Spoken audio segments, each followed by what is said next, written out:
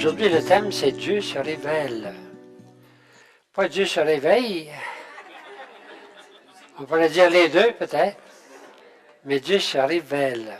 Alors, il est question de révélation aujourd'hui. On a déjà parlé de la révélation au début, mais d'une façon particulière aujourd'hui.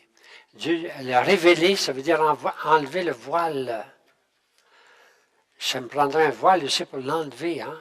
Enlever le voile. C'est-à-dire quelque chose, tant qu'il y a un voile, on ne voit pas trop, mais on enlève le voile, on comprend. Il y a un livre qui s'appelle le livre de la Révélation, en anglais. Nous autres, en français, on l'appelle l'Apocalypse. Les Anglais l'appellent le livre de la Révélation, Revelation. Je ne sais pas s'ils ne peuvent pas dire Apocalypse, mais il appelle le livre, particulièrement le livre de l'Apocalypse, il nous révèle, parce qu'à un moment, il dit, monte ici, je vais te révéler tout ce qui va arriver. Bon. C'est toute la Bible qui est révélation. Toute la Bible qui est révélation et inspiration. Donc, c'est un livre bien particulier, mais aujourd'hui, on va voir que dans cette révélation, Dieu nous révèle tout. J'ai marqué ici un mot qui couvre toute la parole, car en elle se trouve le sens de toute chose. Dans la Bible se trouve le vrai sens de toute chose, de la création, de l'humanité, de nous-mêmes, de l'origine, de la fin de toute chose. On a vrai sens de tout dans la Bible. C'est parce que c'est révélé par Dieu. Hein? Alors donc, c'est révélé et le sens profond de toute chose. On ne peut pas mettre n'importe quoi. Tout est là. C'est le sens profond de toute chose. Mais en particulier, au cœur de la révélation, il y a Dieu lui-même qui se révèle. On est tellement habitué à ça qu'aujourd'hui, on n'apprend rien de neuf. Il s'agit simplement de prendre conscience de ce que nous croyons. Hein? Je crois en un seul Dieu, le Père Tout-Puissant, Créateur du ciel et de la terre, de l'univers visible et invisible. C'est notre foi, mais alors nous en prenons conscience. Chaque fois qu'on l'a dit, je crois en Dieu, le Père Tout-Puissant, il y a la formule longue que j'aime beaucoup, moi. Je crois en un seul Dieu, le Père Tout-Puissant, Créateur du ciel et de la terre, de l'univers visible et invisible. Il ne peut pas avoir d'autre chose que visible ou invisible. Il n'y a rien de... Quand on dit visible ou invisible, il n'y a pas d'autre chose. Je crois en un seul Seigneur, Jésus-Christ, Fils unique de Dieu, né du Père avant tous les siècles. Il est Dieu, né de Dieu, lumière, né de la lumière, vrai Dieu, né du vrai Dieu, engendré, non pas créé, de même nature que le Père. Et par lui tout a été fait. Et pour nous les hommes, alors là, ça continue, alors tout est dans la Bible. Cette profession de foi-là, bien, surgit de la Bible. Aujourd'hui, bien, on peut l'exprimer comme ça, mais ça a été long. C'est-à-dire, Dieu s'est révélé lentement, on pourrait dire.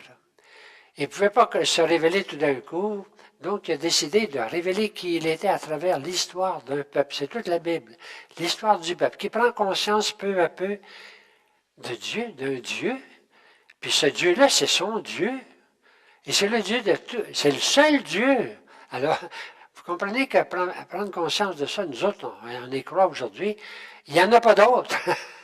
Comme va dire, répéter Isaïe, il n'y en a pas d'autre. Il y a beaucoup d'idoles, mais il y a un seul Dieu. Je crois en un seul Dieu. Alors ça s'est fait lentement au cours de l'histoire du peuple d'Israël. Nous autres, nous en cueillons tout le fruit aujourd'hui. Alors, au centre, c'est Dieu lui-même qui se révèle tel qu'il est. Tel qu'il est. Qui il est. Hein? Comme il est. Il se révèle. Hein?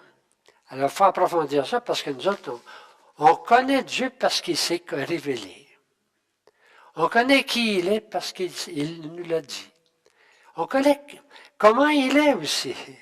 Avant d'arriver avec Saint Jean, qui est capable de dire Dieu est amour, ça a pris tout un cheminement d'un peuple.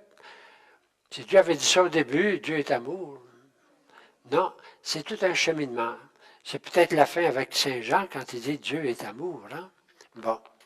Alors, au cours de son histoire, Israël prend conscience de son Dieu.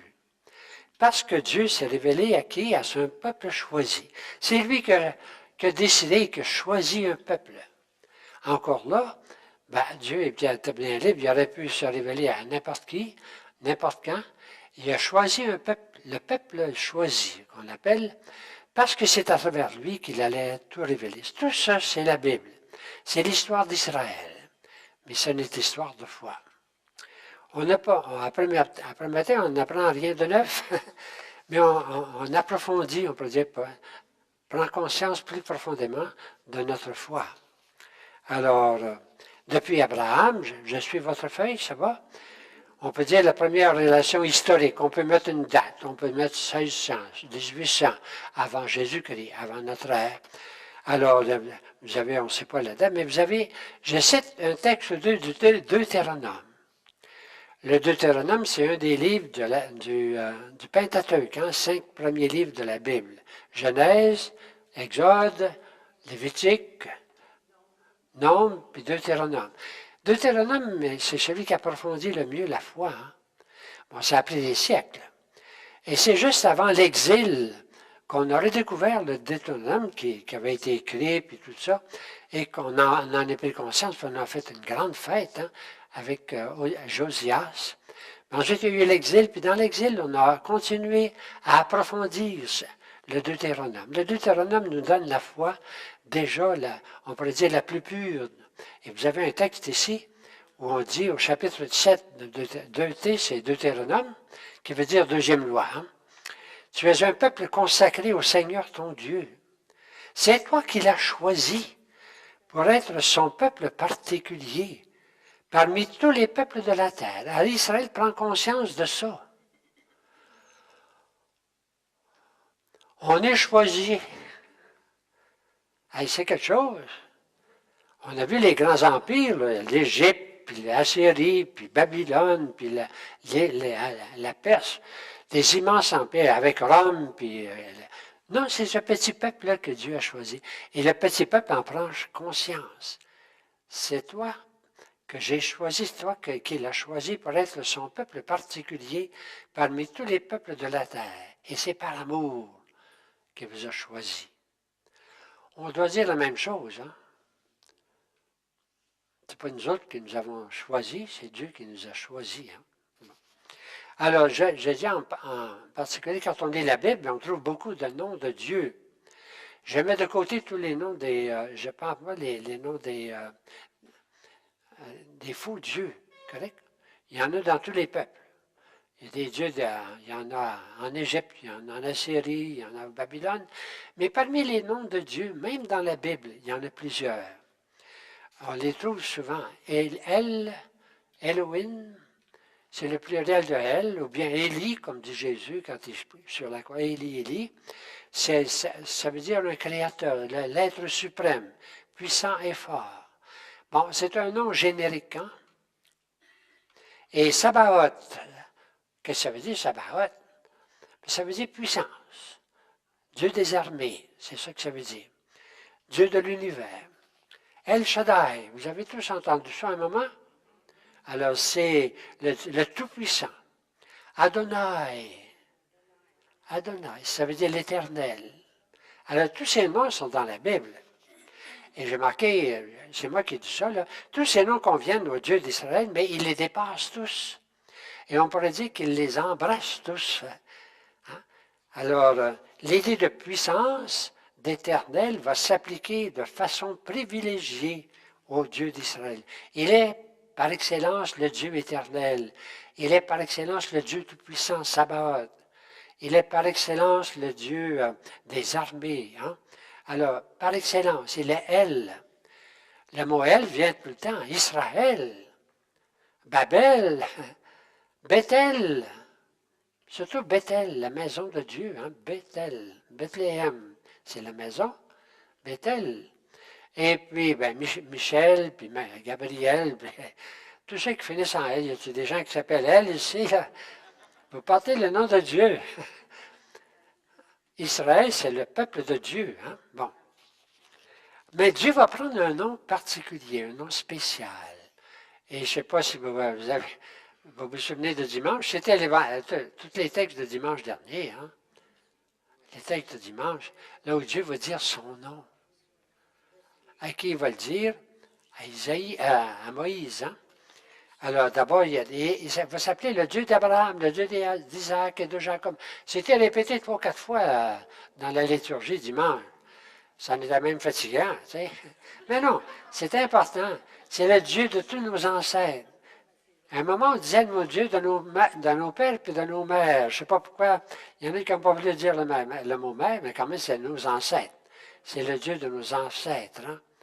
Dieu d'Abraham, d'Isaac et de Jacob. On l'a répété au moins 3 ou 4 fois dimanche. Alors, c'est ainsi qu'il va s'identifier jusqu'à Moïse. Mais Moïse, il va prendre un nom propre. C'est un Dieu propre à ce peuple, un Dieu protecteur, plein de promesses. Abraham, il commence par lui faire des promesses. Je vais te donner un descendant, puis ça va être aussi nombreux que les étoiles dans le ciel. Hein? Et puis tu vas donner un pays, puis tu vas être le père de tout un monde dont on est. Alors, un peu plus loin, là, Dieu va s'identifier. C'était samedi passé, dimanche passé. J'ai vu les malheurs de mon peuple en Égypte. Mon peuple. Alors Dieu s'identifie à son peuple. J'ai vu les malheurs de mon peuple et je suis descendu pour le sauver. Puis ensuite, va. C'est important le va, là. Va, tu vas. Alors, bon. Dieu de Moïse, alors, là, on connaît ensuite le buisson enflammé. C'était raconté dimanche. Oui, correct? Alors, Moïse qui, par hasard, il traîne son troupeau jusqu'à la maison de l'Horeb, la maison de Dieu, qui va devenir le Sinaï pour nous autres. Là. Bon. Et tout à coup, il y a un buisson qui brûle et qui ne se consume pas. C'est pas consomme, hein? C'est ne consume pas. Il faut le dire comme il faut. Il ne se consume pas. C'est-à-dire, il brûle. Il ne se consume pas. Il y a tout un symbole très fort de Dieu dans cela. Hein? Dieu qui brûle, mais qui ne consume pas. Il n'y a rien qui disparaît, il n'y a rien. Dieu éternel. Hein? Déjà, on voit tout le mystère de Dieu dans ce signe. Alors, un buisson enflammé, alors, et puis là, bien, enlève tes chaussures parce que ce terrain hein, il est sacré. Alors, Moïse va dire, alors va, hein, sauver mon peuple. Dis, c'est le Seigneur d'Abraham, d'Isaac et Jacob qui t'envoie. Ils vont me demander quel est son nom. Vous vous souvenez? Et Dieu répondit, tu leur diras, mon nom c'est je suis qui je suis. On ne sait pas trop comment le traduire, mais ça veut dire je suis. Je suis l'être. Les philosophes diront c'est l'être parfait. Alors, je suis. Je suis celui qui est, ou je suis qui je suis. On le traduit de différentes façons, et on peut le traduire.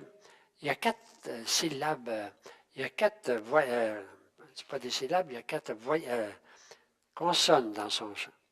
Yahvé, hein? On appelle ça le tétragramme. Tétra, ça veut dire 4. Il y a 4. Puis selon qu'on met des voyelles, vous savez, les Juifs n'avaient pas de voyelles. Jusqu'à Jésus-Christ, il n'y avait pas de voyelles décrites. On mettait les voyelles, je ne sais pas trop comment, mais il n'y avait pas de voyelles décrites. Alors, selon qu'on met les voyelles, ça devient Yahvé ou bien Jéhovah. C'est les mêmes lettres. Je ne sais pas si vous voyez.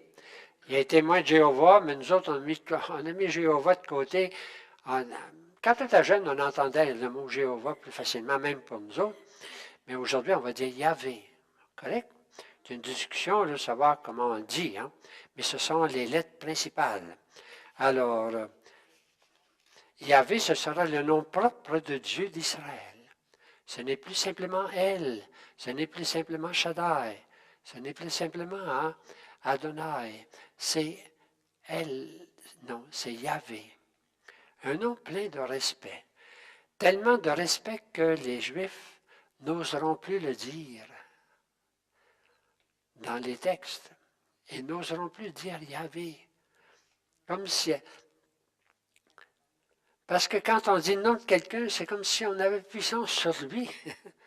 Quand on connaît le nom de quelqu'un, hein, C'est pour ça que ailleurs, dans la Bible, on dit, dis-moi ton nom. Attention, Dieu, on connaît son nom, mais on ne dit pas son nom.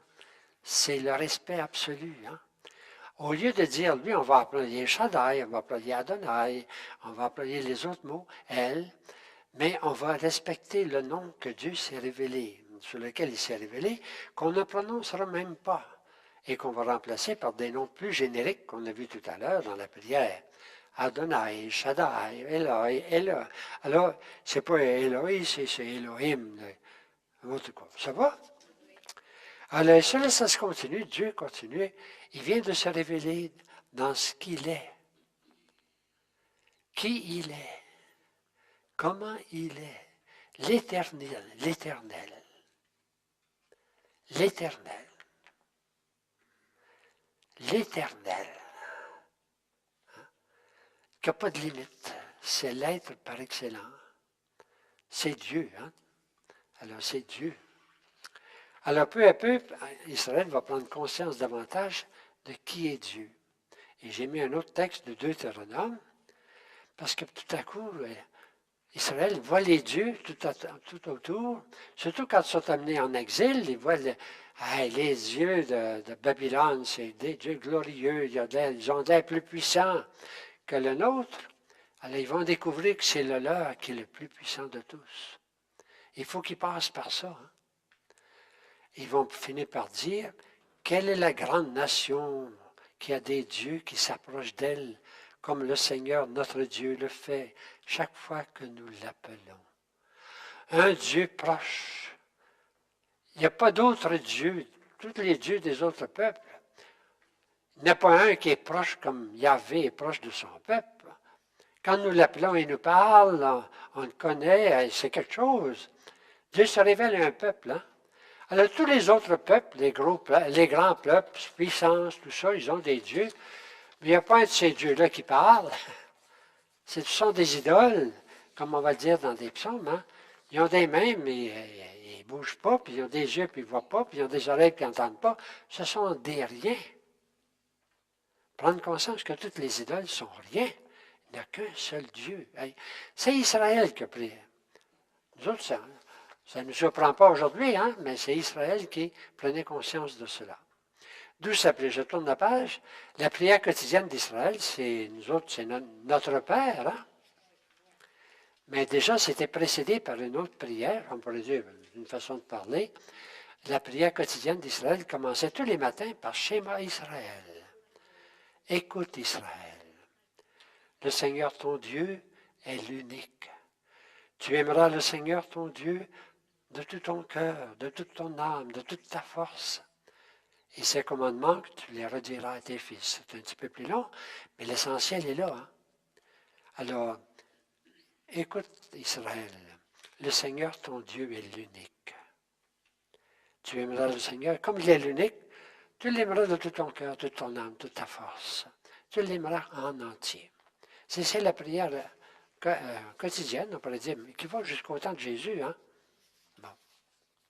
Alors Dieu est proche, puis il y a ses attributs spécifiques, c'est-à-dire, il n'y en a pas d'autre. Il y a le Dieu unique. Prendre conscience que les autres dieux sont rien et qu'il n'y a qu'un seul Dieu. C'est devenu notre foi tellement simple, très clair, mais il fallait que le peuple apprenne ça peu à peu.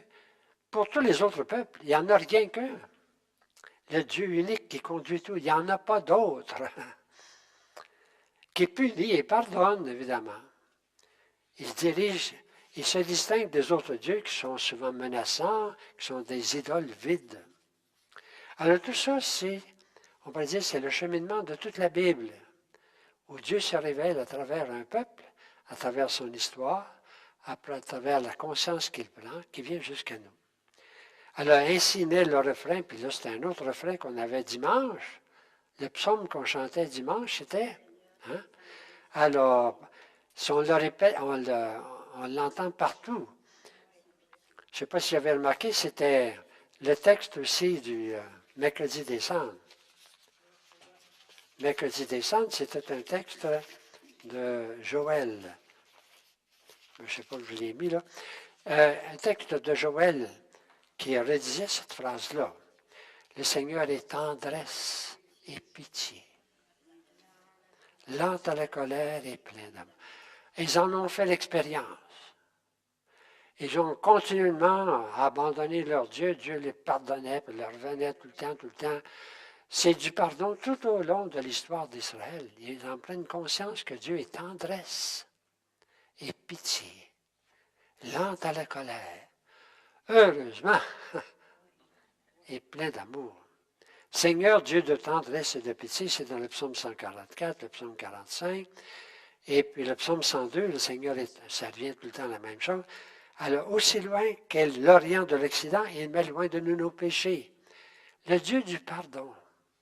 Il n'y a pas un seul autre Dieu, puisque ce sont des faux dieux, qui pardonnent. Le vrai Dieu pardonne. Et ça aussi, c'est une découverte, prise de conscience extraordinaire. Il mène nos péchés aussi loin que l'Orient de l'Occident. Ça ne peut pas être plus loin. Bon. Aussi loin que l'Orient de l'Occident, il met loin de nous nos péchés. Et comme la tendresse du Père pour ses fils, la tendresse du Seigneur pour qui le craint. Alors, c'est toute cette conscience-là que nous méditons un petit peu aujourd'hui. Dieu se révèle à travers un peuple, et puis c'est lui que nous connaissons aujourd'hui.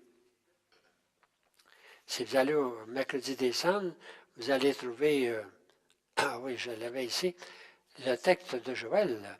Mercredi des Cendres, c'est encore plus clair, on pourrait dire. Et c'était le texte qu'on lisait. Maintenant, oracle du Seigneur, revenez à moi de tout votre cœur, dans le jeûne et le deuil. Déchirez vos cœurs et non pas vos vêtements. Revenez au Seigneur votre Dieu, car il est tendre et miséricordieux, lent à la colère, plein d'amour, renonçant au châtiment. Qui sait? Alors, il pourrait bien revenir. Ça, c'est le prophète Joël. On voit dans les psaumes, c'était le texte qu'on a lu d'abord pour entrer en carême. Alors donc, on entre en carême avec un Dieu plein de tendresse et de pitié, lent à la colère et plein d'amour. N'oubliez-les pas, c'est le seul Dieu qui existe. C'est le Dieu d'Israël qui est devenu notre Dieu, lent à la colère et plein d'amour, de tendresse et de pitié. Alors Dieu se révèle non seulement son nom, mais il révèle qui il est.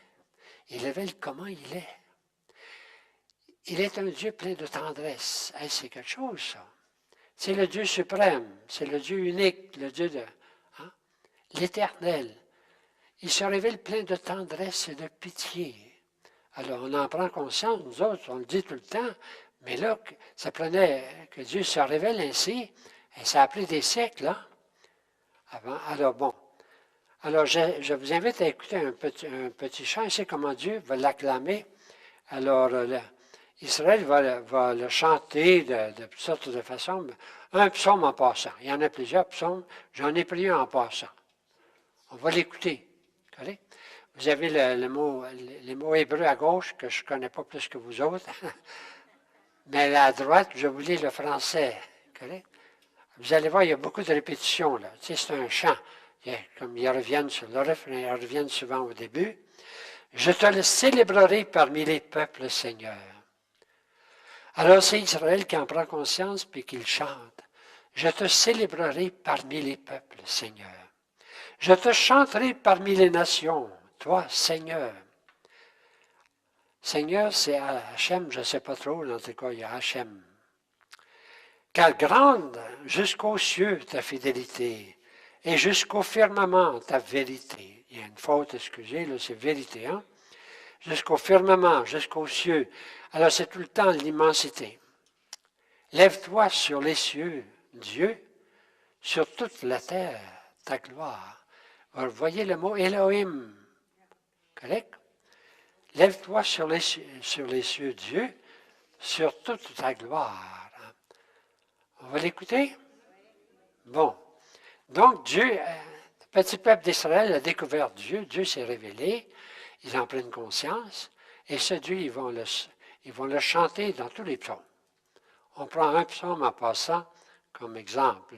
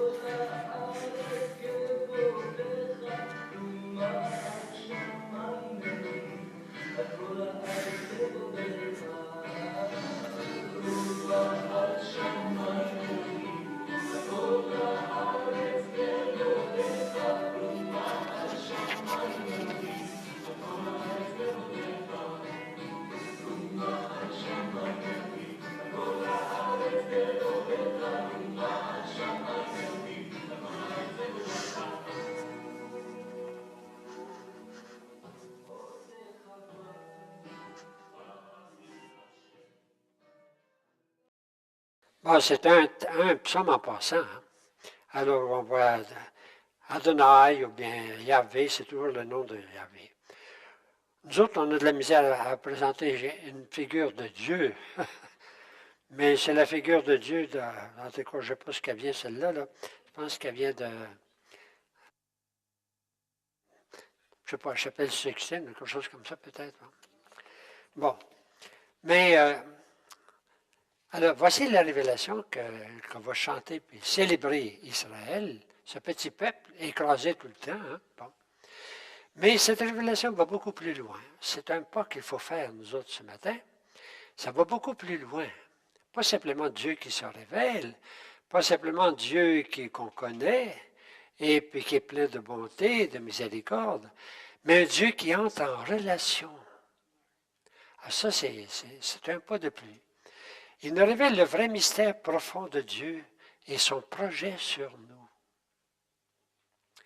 Pour le comprendre, il faut savoir ce que ça veut dire se révéler.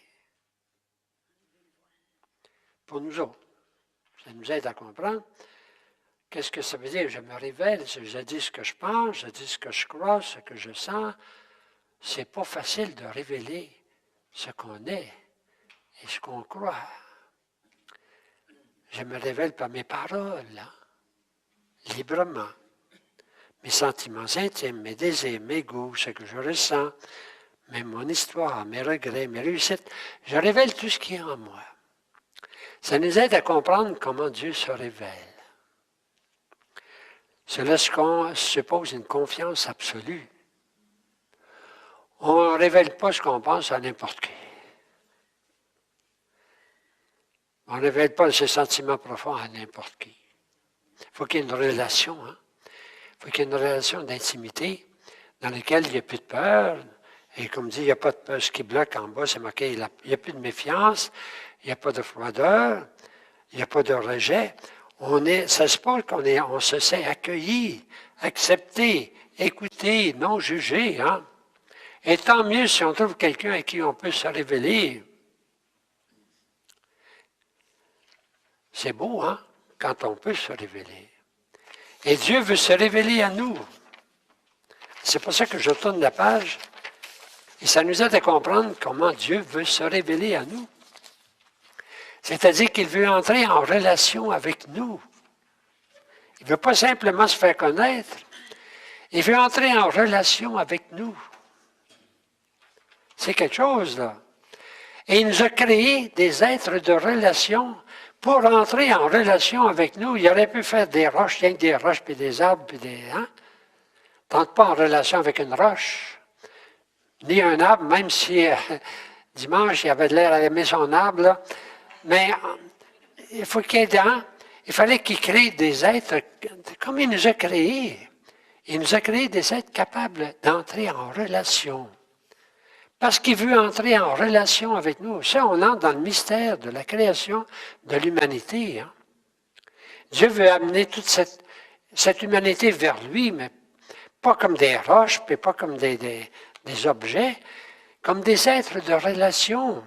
Alors, si on va plus loin, on découvre ça. Dieu veut entrer en relation avec nous, avec ce monde qu'il a créé, et c'est pour cela qu'il nous a créés hein, comme des êtres de relation, capables d'intimité avec lui. Hein. Ainsi, Dieu se révèle par rapport à nous dans sa bonté, sa tendresse, sa miséricorde. Mais comment voulez-vous qu'il se révèle dans sa tendresse si on n'est pas capable d'accueillir de la tendresse? Hein? Ça veut dire d'avoir un cœur capable d'accueillir sa tendresse, sa miséricorde. C'est parce qu'il nous a créés capables d'accueillir hein, tout cela. Ainsi se bâtit quelque chose d'extraordinaire, l'amitié même avec Dieu. Dieu va entrer en relation avec nous autres, avec son peuple. Même si c'est Dieu, puis le peuple a la tête dure, puis ça prend bien du temps, finalement, à travers les prophètes, on découvre bien qu'il veut entrer en relation intime avec son peuple, pour entrer en relation intime avec nous. Et nous autres, aujourd'hui, on le sait bien. On fait simplement approfondir ce qu'on sait. On peut tout lui dire. On peut tout dire à Dieu. Il faut tout dire à Dieu. Il faut dire à Dieu ce qu'on a de plus profond. Pas parce qu'il ne sait pas, mais parce qu'en le disant, on entre en relation avec lui, hein, d'intimité. Hein. Et il n'y a pas de limite. Hein. Il n'y a pas de limite. Il nous connaît mieux qu'on se connaît.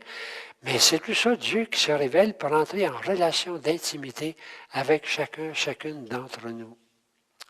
Et là, on peut goûter, je voulais arriver au mot goûter, hein? On peut goûter l'amitié de Dieu. On se sent écouté et accepté. Ça va? Quand on a commencé le cours, je vous ai fait écouter un très beau chant, un psaume, qui peut s'appliquer à la fois au peuple. Dans la Bible, souvent, le « je », ça veut dire le peuple, ça peut vouloir dire la personne aussi. Il y a tout le temps les deux. Alors, le psaume le plus beau qu'on connaît, c'est « Le Seigneur est mon berger ». Alors, c'est un peu une réponse à ça.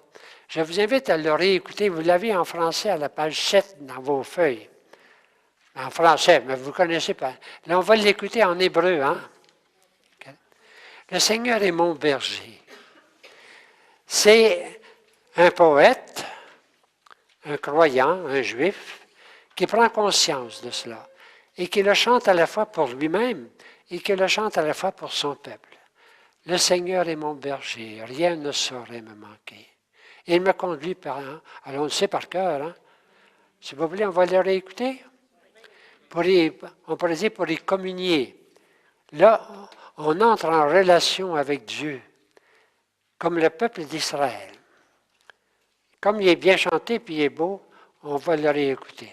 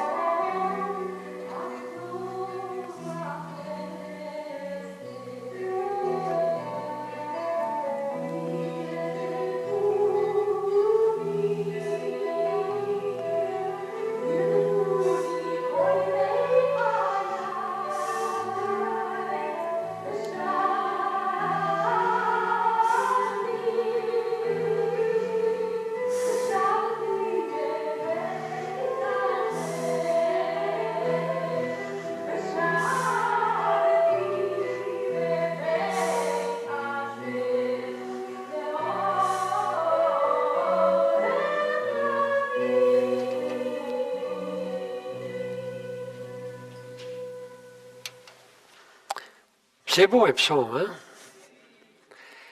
À la liturgie, maintenant, on chante le psaume. Même les couplets, pas les couplets, oui. Et c'est beau. C'est fait pour être chanté. Je vous invite à prendre 2-3 minutes de repos. OK?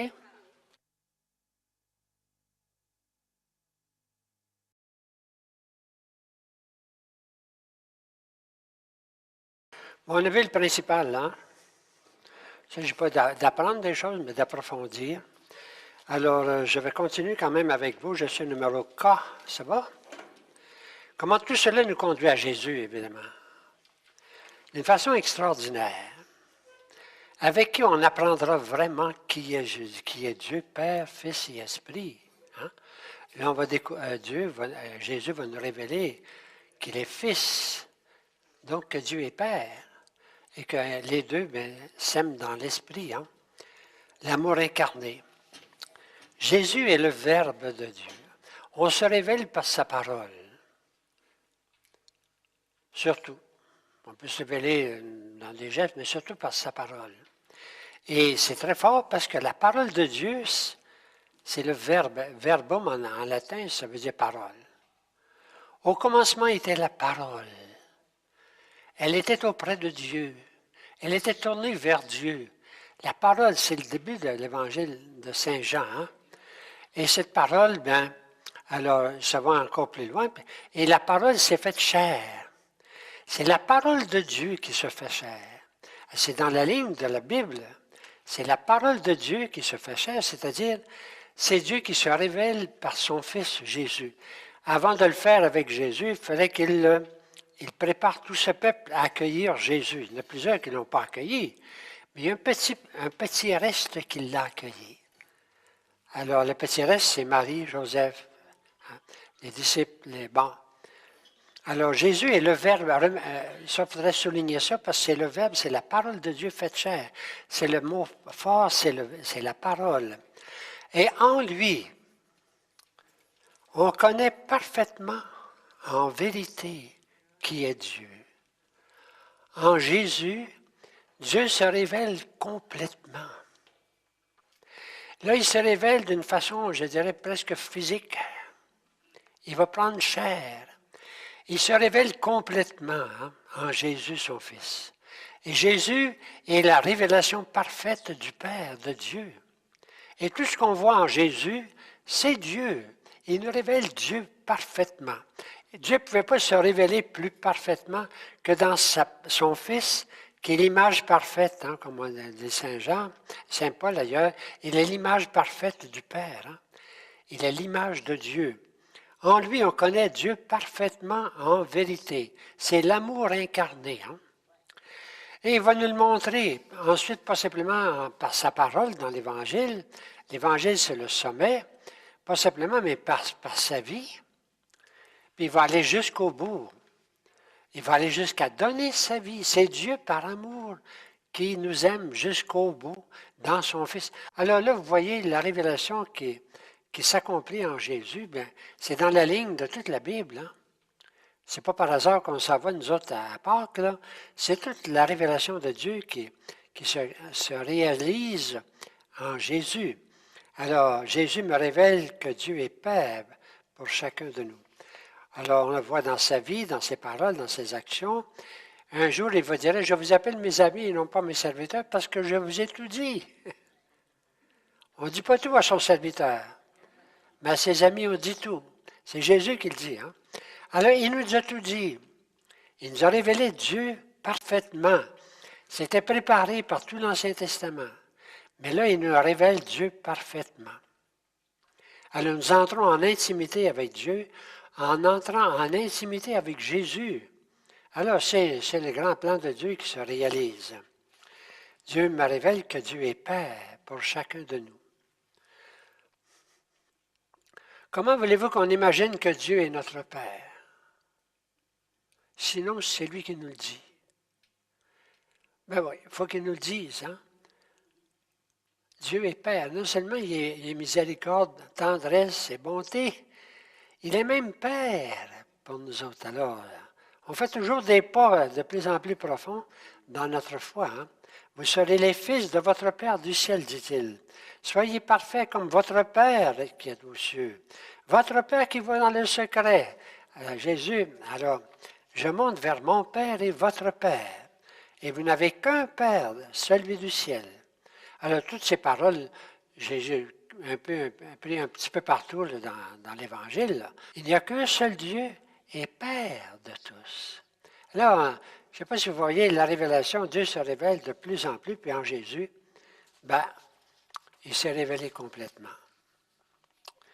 Alors, ce qui fait qu'en nous autres, chacun aujourd'hui, je m'appuie sur la parole de Dieu pour parler à Dieu.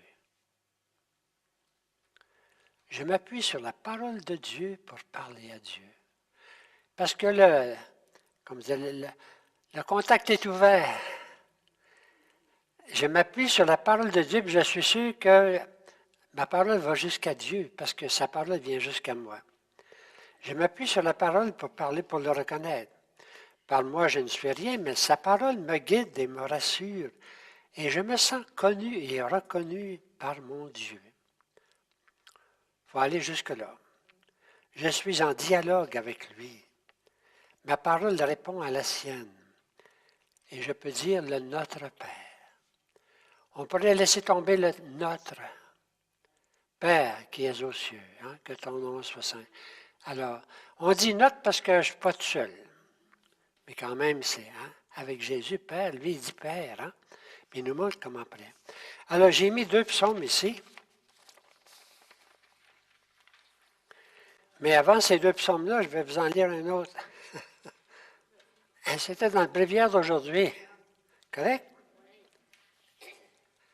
L'intimité avec Dieu, c'est extraordinaire. Et là, c'est le psaume d'un vieillard. Ben, ça me va bien, hein?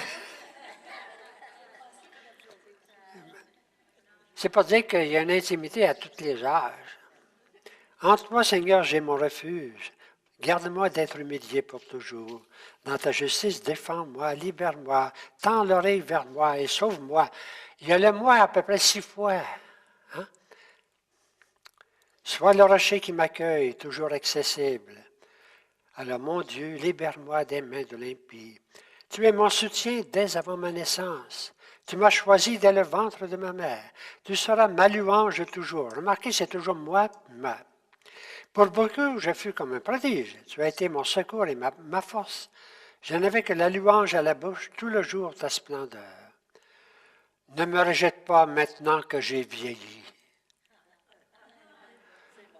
C'est pas si mal, hein? Alors que décline ma vigueur, ne m'abandonne pas. C'est la prière d'un vieillard. Bon. Dieu ne soit pas loin de moi. Mon Dieu vient vite à mon secours. Alors il reste. Et moi qui ne cesse d'espérer, j'ajoute encore à ta louange. Ma bouche annonce tout le jour les actes de justice de moi. Je revivrai les exploits du Seigneur. Mon Dieu, tu m'as instruit dès ma jeunesse. Jusqu'à présent, j'ai proclamé tes merveilles. Au jour de la vieillesse et de cheveux blancs, ne m'abandonne pas, ô mon Dieu. Et je dirai aux hommes de ce temps ta puissance, à tous ceux qui viendront tes exploits. Et il reste, il reste, il reste. Je vois sur mes lèvres qui chantent pour toi et dans mon âme que tu as racheté la prière d'un vieillard. J'étais content de le dire un matin. Mais j'ai dit, pardon? Ah ben oui, c'est un psaume. Ah, c'est le psaume, le numéro 70. Ça va bien, 70 ans. Ça peut être 71 ou 69, là, vous savez, mais c'est le psaume 70. Alors donc, ces psaumes, dites-vous que quelqu'un qui a écrit ça, quelqu'un qui a chanté ça, croyait en Dieu déjà, mais nous autres, avec Jésus-Christ, on va dire qu'on a la fleur. Hein? Alors j'ai mis 2 psaumes, le psaume 24, 2 psaumes d'intimité avec Dieu. Ça va de plus en plus vers l'intimité avec Dieu. Je lis le psaume 62. Dieu, tu es mon Dieu. Je te cherche dès l'aube. Mon âme a soif de toi. Après toi languit ma chair, terre aride, altérée, sans eau. Comment il exprime? N'oubliez pas que les psaumes, ce sont des poètes, des poésies, avec beaucoup d'images. Pour exprimer sa soif de Dieu, il se compare dans le désert là-bas, il y en avait beaucoup, une terre aride, altérée, sans eau. Je suis ça devant Dieu parce que j'ai soif de Dieu, et c'est quelque chose comme image. Hein? Je t'ai contemplé au sanctuaire, j'ai vu ta force et ta gloire. Ton amour vaut mieux que la vie, tu seras la louange de mes lèvres. Toute ma vie, je vais te bénir, lever les mains en invoquant ton nom. Comme par un festin, je serai rassasié, la joie sur les lèvres, je dirai ta louange. Tout à l'heure, c'était moi, puis là, c'est toi. L'intimité avec Dieu. Dans la nuit, je me souviens de toi, et je reste des heures à te parler. Oui, tu es venu à mon secours. Je crie de joie à l'ombre de tes ailes. Une autre belle image, hein? Mon âme s'attache à toi. Ta main droite me soutient. Alors, c'est un beau psaume qu'on peut en faire un autre facilement aujourd'hui, même si ça a été écrit des siècles avant Jésus-Christ. On participe à cette intimité avec Dieu où je peux dire à Dieu, moi, et je peux lui dire, toi. C'est quelque chose. C'est quelque chose. Ce Dieu qui est tout-puissant, qui est créateur du ciel et de toutes choses, je peux lui parler et l'écouter. Hein? Alors, ça va jusque-là. Ça va? Alors, le psaume suivant, c'est un petit peu la même chose, c'est la même idée. Les deux psaumes se ressemblent beaucoup, 62 et 41. 41, c'est comme un cerf altéré cherche l'eau vive. Nous autres, on dirait un chevreuil qui court dans... Puis il aimerait bien voir trouver un ruisseau en quelque part. Hein? Comme un cerf altéré cherche l'eau vive. Tout à l'heure, c'était comme une terre aride. Là, c'est comme un cerf altéré qui a soif. Hein? Ainsi, mon âme te cherche, toi, mon Dieu. Il y a des petites fautes que je m'excuse. Hein? Bon. Mon âme te cherche, toi, mon Dieu. Comme un cerf qui cherche l'eau vive. Hein?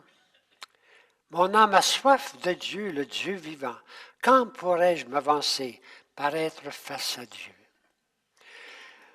Nous le verrons face à face. Hein? C'est Saint Jean qui le dit. Je n'ai d'autre pain que mes larmes, le jour et la nuit. Moi qui chaque jour, oubliez jour, correct, entends dire, où est-il ton Dieu? Où est-il ton Dieu? Ceux qui n'ont pas la foi ne voient pas ça du tout. Alors, s'il n'y a pas de lumière, il n'y a pas de révélation, tout est voilé. Hein? Alors, où est-il ton Dieu? Alors, pourquoi te désoler, ô mon âme, et gémir sur moi? Espère en Dieu. De nouveau, je rendrai grâce. Il est mon sauveur et mon Dieu. C'est juste des petits extraits. Les deux psaumes, je trouve qu'ils sont particulièrement centrés sur l'intimité avec Dieu. Hein? Alors, notre démarche ce matin, c'est pas long, on a déjà fini, là, c'est de dire simplement qu'est-ce qui est le cœur de toute la révélation? C'est notre relation à Dieu. La révélation aboutit à notre révélation à Dieu, qu'on vit nous autres, d'une façon normale depuis qu'on est enfant, comme le vieillard qui disait depuis mon enfance. On le vit encore avec des cheveux blancs. L'intimité avec Dieu. Mais on le vit en espérance. Alors, j'ai mis un chant ici de Patrick Richard qui dit la même chose, correct? On va l'écouter? Alors, Père, tu es Père, nous sommes tes enfants. Tu fais de nous des frères, Père bien-aimant. Aimant, c'est écrit comme ça, je ne sais pas ce que ça veut dire. C'est comme une aimant, mais en même temps, il est aimant, il aime. Tu sais. Père bien-aimé, c'est pas bien-aimé, c'est bien-aimant. Père, tu es Père. Et remarquez ta parole, ta parole, ta parole, ta parole. C'est par sa parole qu'il nous révèle qui il est. Et sa parole nous ouvre le chemin vers Dieu. C'est toute la parole de Dieu. Alors, goûter la parole de Dieu, c'est goûter l'amour de Dieu. Alors, ça va être la fin de notre rencontre. On va l'écouter. Nous sommes tes enfants, tu fais de nous des frères, éternellement. Ta parole est pour nous le plus bel héritage. Elle est comme un trésor unique au partage. L'aîné ou le cadet en ont la même part. L'amour a tout son temps, il n'est jamais trop tard. Père, tu es père, nous sommes tes enfants. Tu fais de nous des frères, Père, bien-aimant. Ta parole est un guide ou une porte ouverte, un permis d'avenir, la liberté ouverte. Tu connais nos chemins de fuite et de détour, mais tu restes fidèle à guetter nos retours. Père, tu es père, nous sommes tes enfants. Tu fais de nous des frères, Père bien-aimant.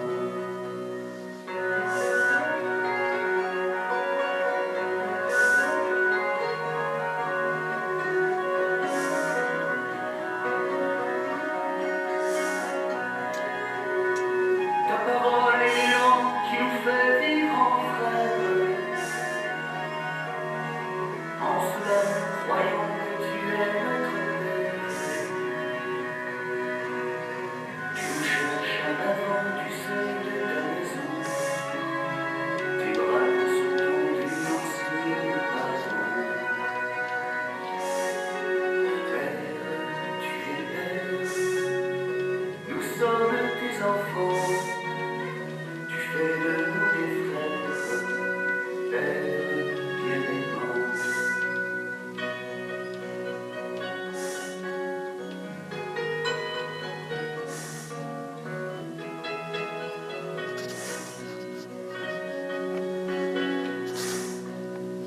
Ta parole a signé le temps de l'alliance, et tes fils à jamais prendront part à la danse. Nos mérites ou nos peines, nos parcours à tes yeux, puisqu'en tout ce qui fait pour la vie de Dieu. Père, nous sommes tes enfants, tu fais de nous des frères, Père bien-aimant.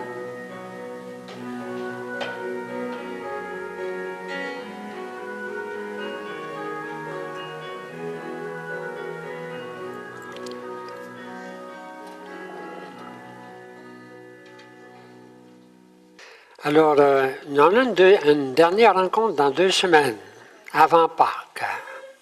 Si vous avez le courage, je vais essayer de l'avoir moi aussi. Je cherche moi, ça me fait plaisir que vous soyez là, puis ça me fait vivre. Hein? Alors, je cherche un sujet pour l'an prochain. Alors, si vous avez quelque chose à me suggérer, vous me le direz. Le sujet, j'en parlais avec Jean-Louis Courchaine, le sujet qui venait à moi, c'est les témoins d'aujourd'hui. Alors, si vous y penserez, puis si vous avez des personnes qu'on pourrait mieux connaître aujourd'hui, les témoins d'aujourd'hui. Bon, il y a les grands témoins que tout le monde connaît, là, tu sais, Mère Teresa, puis bon, le pape François, mais il y en a peut-être d'autres. C'est le sujet que j'aimerais préparer. Alors, mais j'attends vos suggestions pour la prochaine fois. Ah, c'est n'importe quoi. Les témoins d'aujourd'hui, même s'ils viennent de mourir. Il y a une grande collection qu'on a dans la bibliothèque qu'on appelle les convertis du 20e siècle. On a à peu près 12 volumes. Mais ça, c'est 20e siècle. Les témoins d'aujourd'hui. Si vous vient des idées, je vais les recueillir la prochaine fois.